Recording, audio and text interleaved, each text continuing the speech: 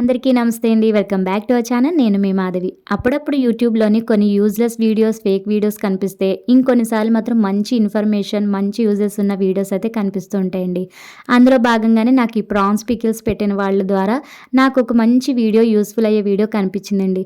మా వారు ఎప్పుడు నాన్ వెజ్ తీసుకొచ్చినా సరే, ఫిష్ అయినా, క్రాబ్స్ అయినా, ఇలా రొయ్యలైనా బజార్‌లోనే చేపించి తీసుకొస్తారు. వాటిని 3, 4 సార్లు పసుపు, రాళ్ళుప్పు వేసి కడిగేసి ఇంక డైరెక్ట్‌గా కుక్ చేసేస్తాను.